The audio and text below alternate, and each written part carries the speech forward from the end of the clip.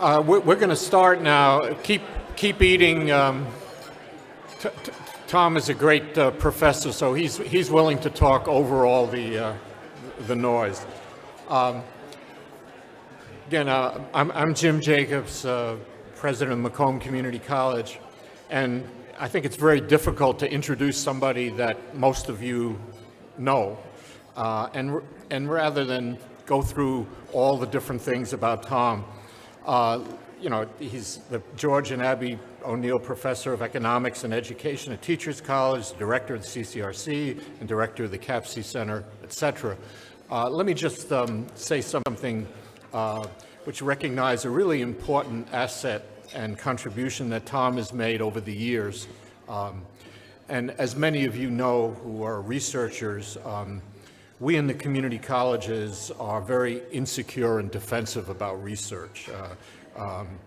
We're always worried about bad news and looking bad, having our status questioned. So we're always concerned about who does the research, how the research is done, etc. I think the work that Tom in particular has done over the past 20 years has really overcome much of this stigma. His unique combination of empathy and empirical rigor has won over community college practitioners.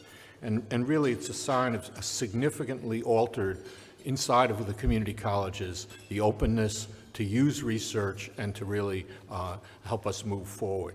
So that, I think, is a huge contribution, and all the other stuff about the centers and everything are obviously very, very important. But it's this that many of you in this audience who are researchers are reaping the benefits from really his abilities to really open us up as institutions and really take research seriously. So with that, it's my great pleasure to introduce my friend Tom Bailey.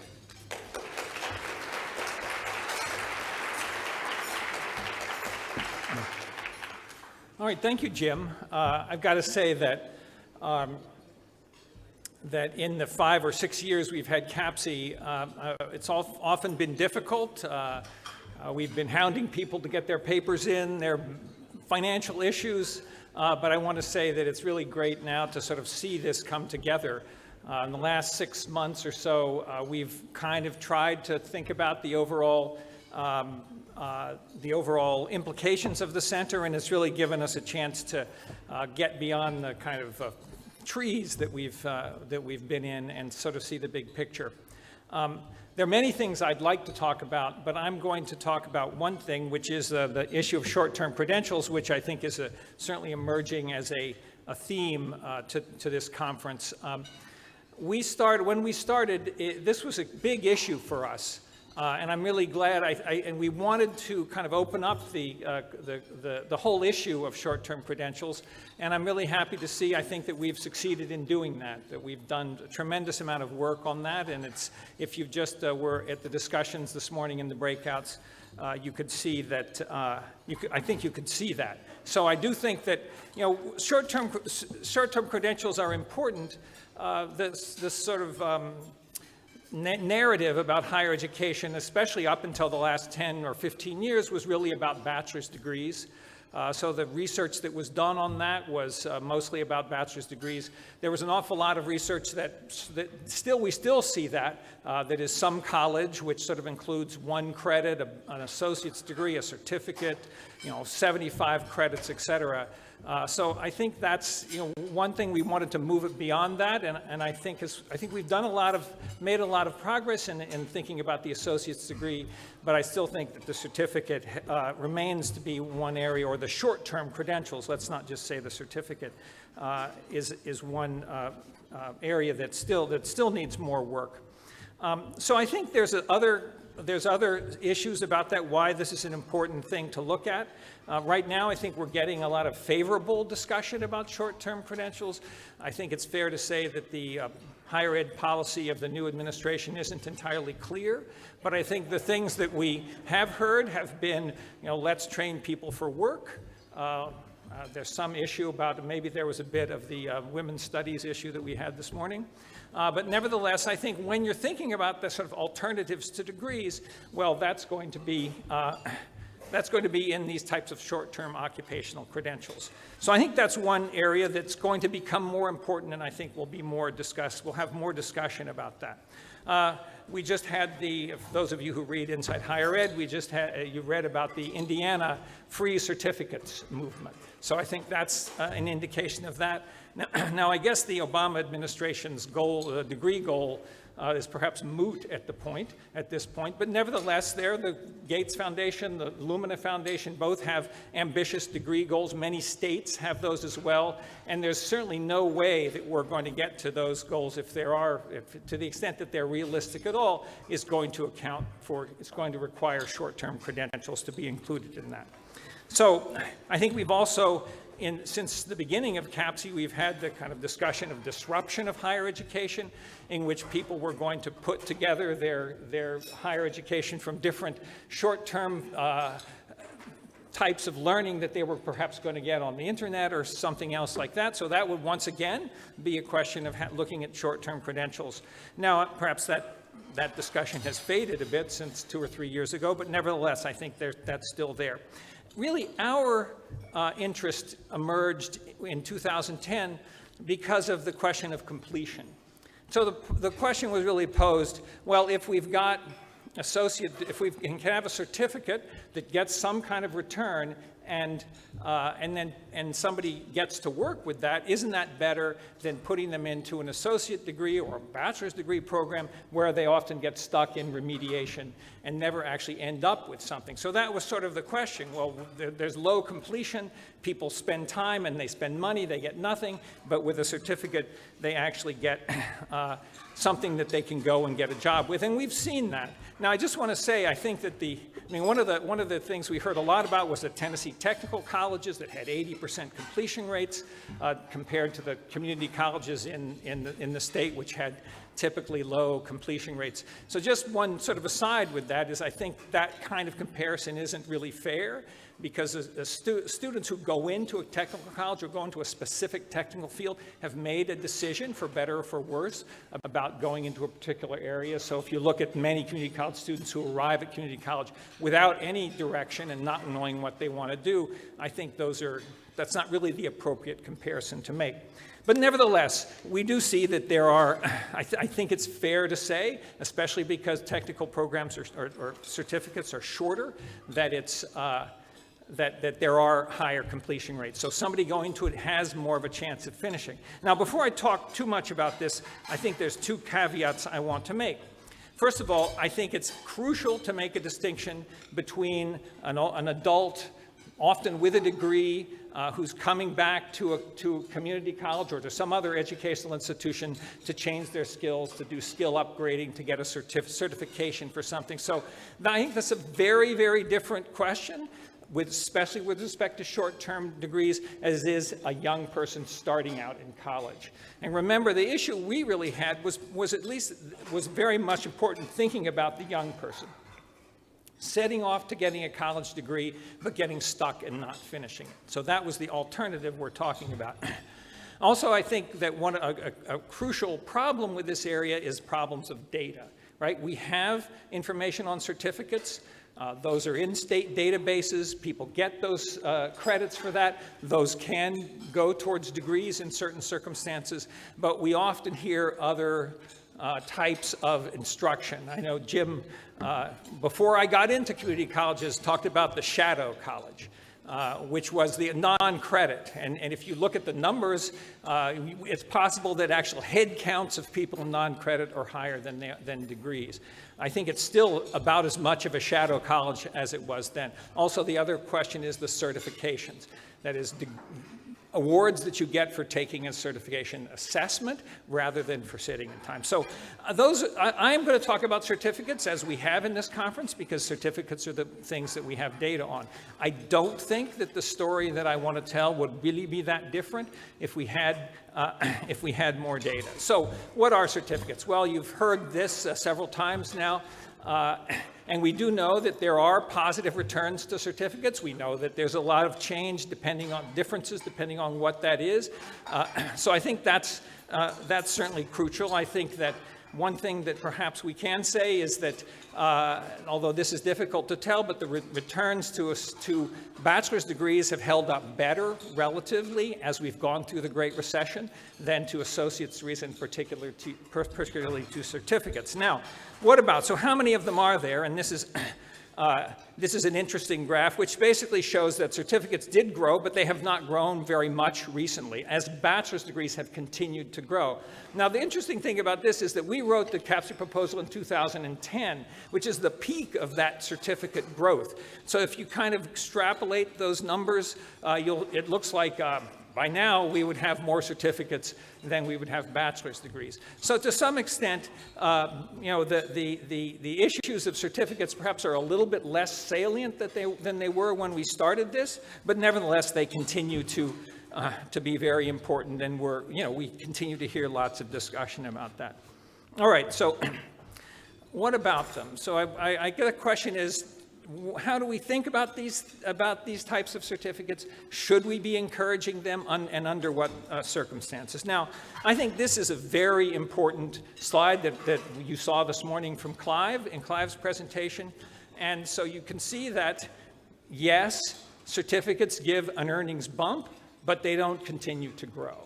So I think that's it. Why is that? Well, I think that the best explanation or hypothesis for that is that they don't do a good job of providing general skills. So that, yes, they give you some skills to get a job at this point, right after you do that, quickly perhaps, but at the same time, as things change, it's not just as if we think that there's going to be more change in skill requirements, technology is changing, then they don't provide as good a foundation for future skills, for future adjustments and changes as the economy progresses. So I think that's one question. So it's, when you think about teaching foundation skills, can you do that in a certificate? Well, I guess a certificate that lasts almost 2 years, you probably can do that as well as you can in an associate's degree.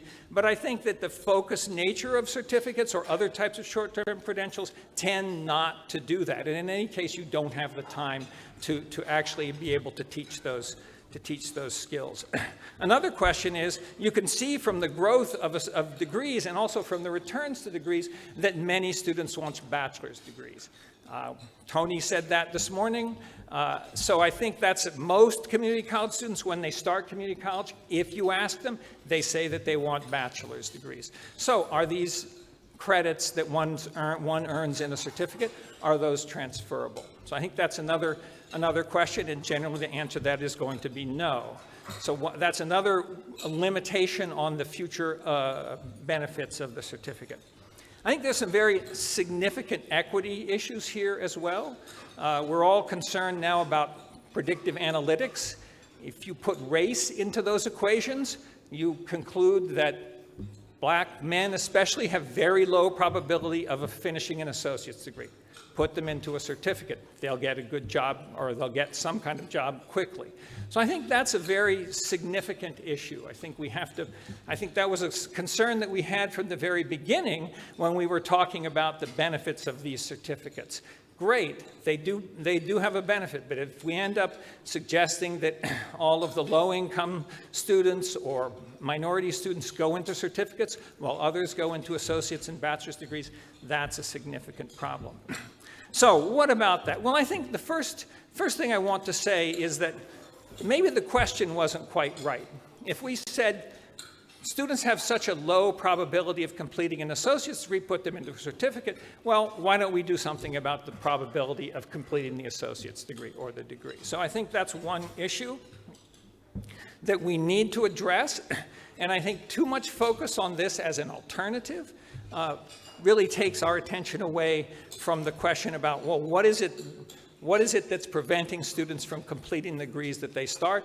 And I think we've probably done much more on that, frankly, than on the certificate. So I think that's a good trend that's positive, and that really at least is going to maybe change the calculus between whether or not we can think somebody can finish a degree versus whether they should be in a certificate. Now, so in many ways, the answer to this dilemma, right, between the limits, the short-term benefits, but the limits of a certificate as opposed to longer-term associate's degrees is in the concept of stackable credentials, right? So in that case, it looks like you're getting the best of both worlds, right? You can get the initial boost. This morning we had a question about whether or not students coming to community college really wanted to take English or math. I don't know whether that's the only way to teach kind of basic skills or to teach general skills. But nevertheless, if you can, the idea that you can give a certificate, but that's not the limit, that they're going to continue, that students will then accumulate more stackable credentials and go on to complete degrees, that seems to be the answer. Unfortunately, there's very few actual stacking that's going on. So this is a paper that Clive and I did last year, in which we simply tried to go and look at, in two databases, the NLSY, NLS 97, and the clearinghouse data, and tried to see where we could find students that had a certificate and some other kind of award.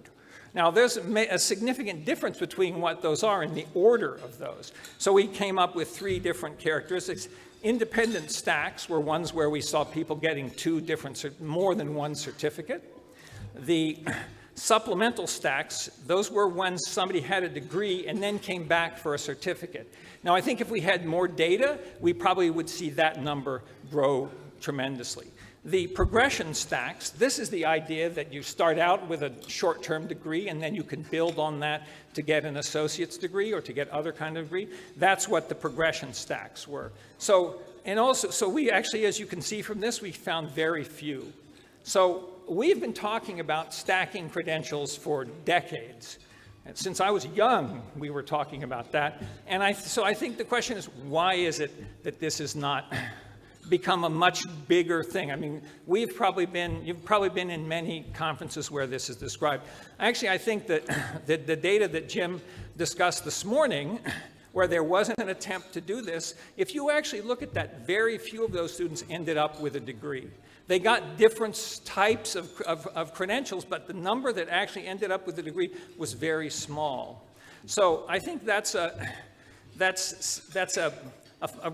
question that we have to ask. If we think that stacking is the answer to the equity and the questions that come up with the issue of certificates, why is it that stacking, at least at this point, doesn't seem to have developed in the way that we would like it to be able to do? Okay, so I think that there's two problems with this, and this perhaps is a way to tie the discussions we've had this morning to the discussion we're going to have tomorrow about the change of the organizational reform and reform of colleges.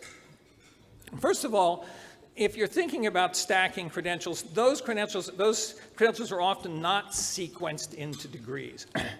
So it's not surprising then that students have trouble moving on. Now, when you think about this in the way that you think about transfer. So this is really what this is. You get one kind of degree, and then you're going to move on to another, perhaps program or another institution to accumulate another degree. And how much have we thought and worked on improving transfer?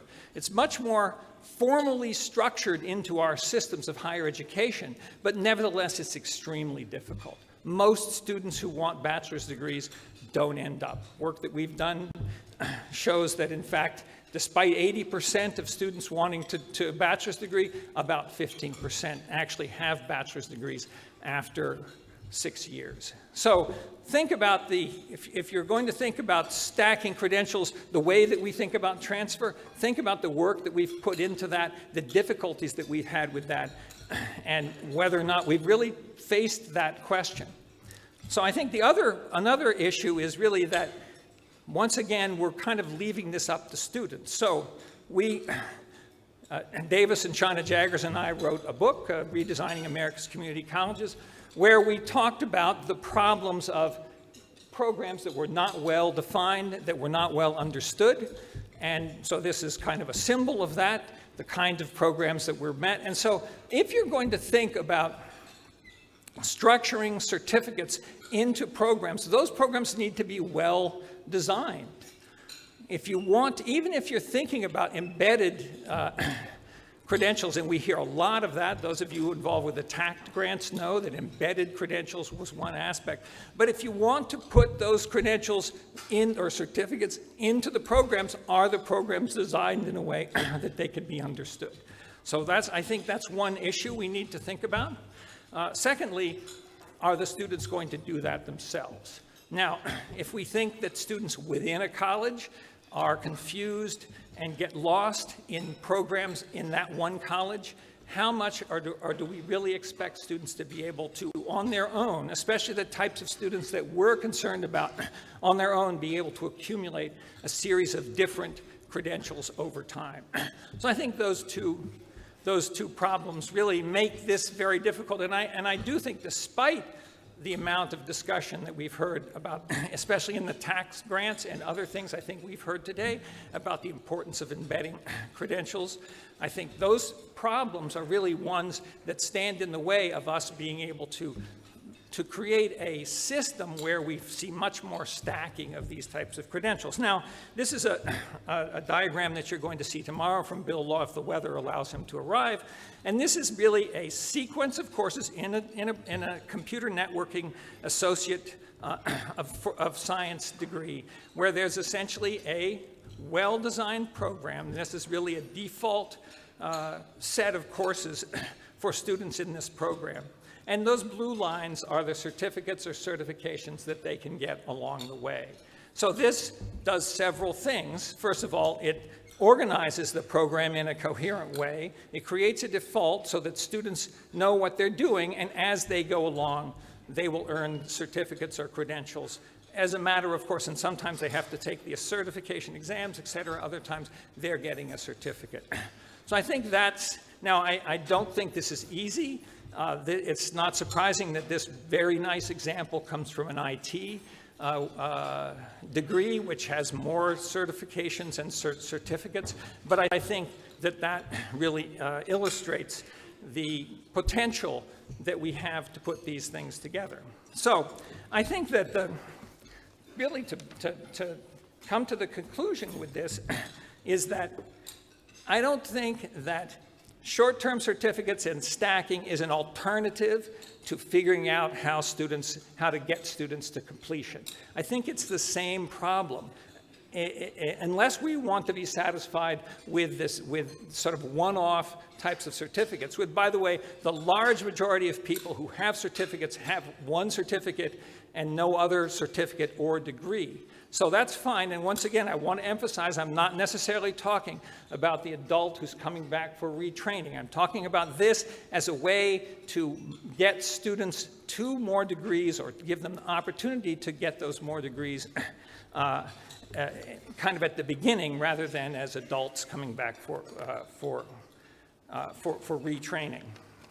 So I think that it's better, rather than to think about building up a degree from a set of shorter term certificates, it makes much more sense to think about the full structure and identify within that structure those areas that we can measure and we can assess, and then we can provide credentials for. Now, so that really means that students, if they do need to leave, then they'll have some kind of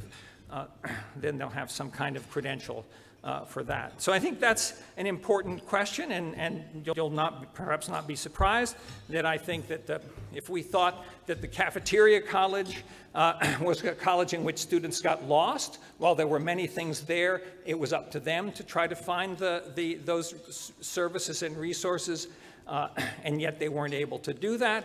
That the alternative to that, a guided pathways model, in which that does create good structures, good, well-organized programs, and that within that, when we do that, it's going to be easier to figure out how to create certificates or shorter-term credentials that fit within that. So I think if we, and we will get a chance tomorrow afternoon to discuss that at greater length with some of the leaders of the country who are doing that. So I think maybe if we can figure out also how we're going to keep students, how we're going to get them more effectively and efficiently to completion. Those are the same issues that we need to address if we want to make a system of short-term credentials that are stackable and that are usable.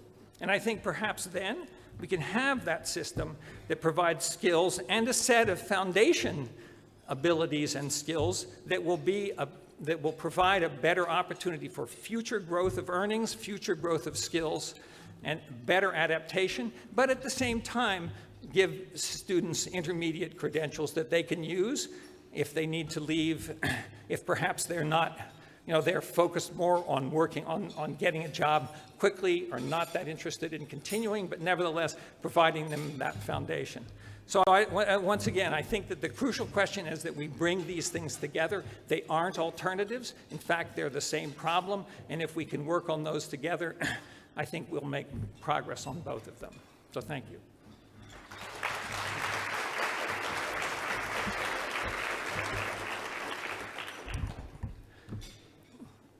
We do have a little bit of time for questions if anybody would like to ask a question. We'll have our next session starting in a little bit, but I think we have a little bit of time for questions. So, I have some questions of my own that I would like to ask myself.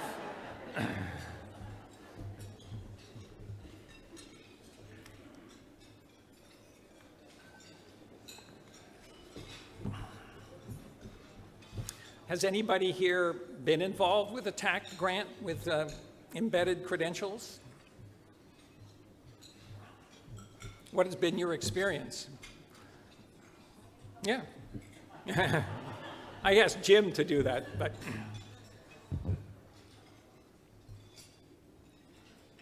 I have not been that deeply involved, but I think my short answer is it's very difficult.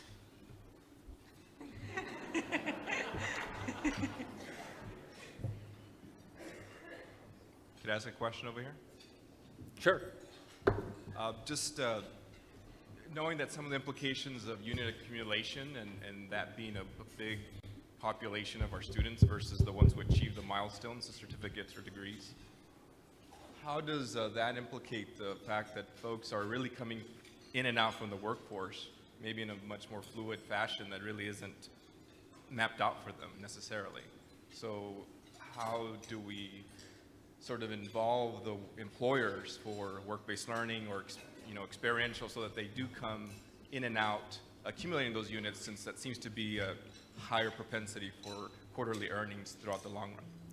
Well, I mean, once again, I think we need to make a distinction between older workers coming back for a particular certification, and in many cases, I think those are valuable, and I'm not. I mean, I think we need to know more about that. We would certainly like to get better data on some of these certifications and other types of things. I mean, I guess the question really is, can we design programs that serve both of those purposes? Can we create, programs that lead to certificates that are also part of a longer degree?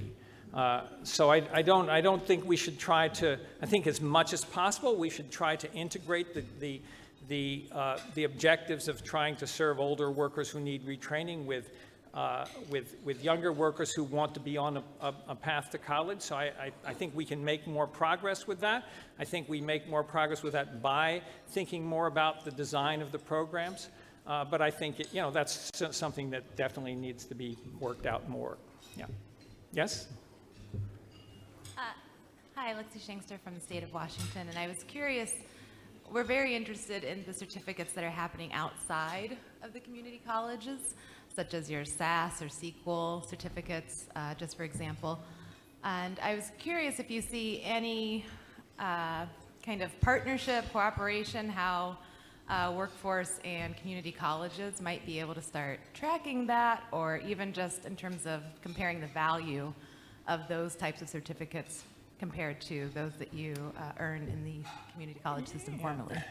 Well, I guess an interesting, actually something that Jim and Norton Grubb did for a book we wrote 15 years ago, I guess, was looking at the IT certifications. And it turned out that most of those really already had degrees. I do think, for many years now, there's been a discussion about how can we gather data on something other than certificates, and I think every 6 months or so, I get a phone call of somebody trying to do that.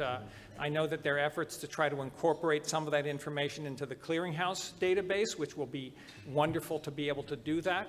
I think there are other folks here who have actually devoted much more attention to those questions but I think that's crucial. That's if we had another 5-year center and we wanted to look at other types of short-term credentials, that's certainly something that we would want to do.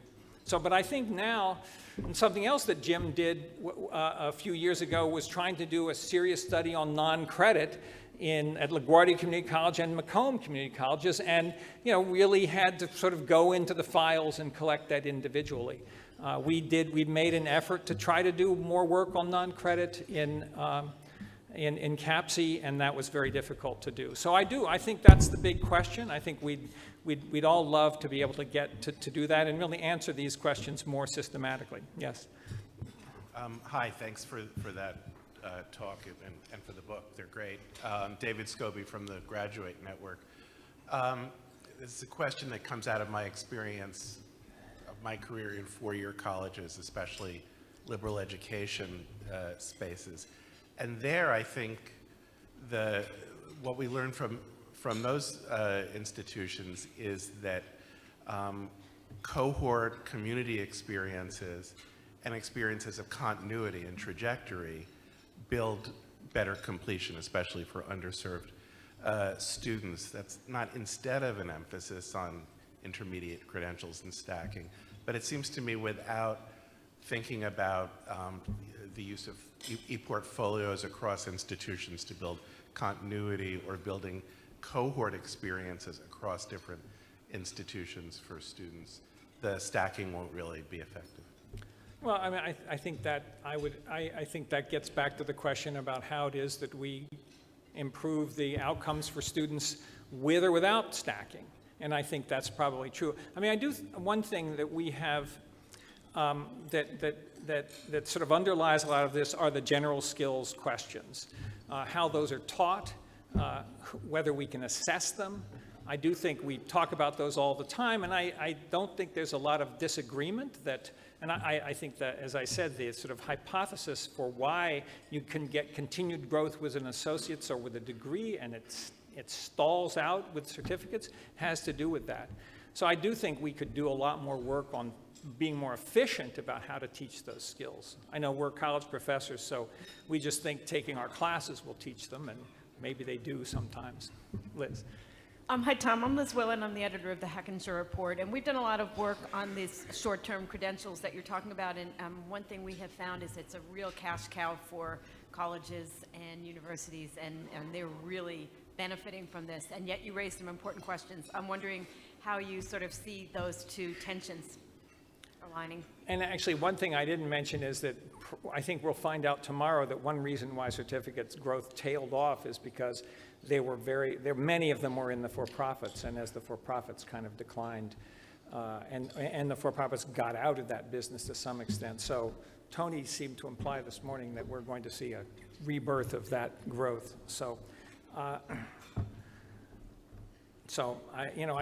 think that I'm sorry, what was the question you asked? I wanted to make sure I got that for profit. No, that's what I was wondering if, I missed Tony's talk this morning, but we definitely were noticing that trend, and is it going to be just sort of unregulated growth without any concern for what these actually will solve long term? I'm not sure what the incentives are for institutions. I mean, I think much of I don't know whether the work that you're doing was on for-profits or non-credit certificates. I think most of those, most of these are these certificates are in community colleges, and though so they're charging the same tuition as they are. So I guess to the extent to which they're cash cows depends on whether or not, what the cost of them are. I think that the kind of non-credit, in some cases for-profit institutions that are doing that, we don't have a good measure of that because they're not in those databases. So, Really don't know. all right, I think that's, I will use my speaker moderator role to end it. So thank you very much, and we have 10 minutes until our next session begins. So.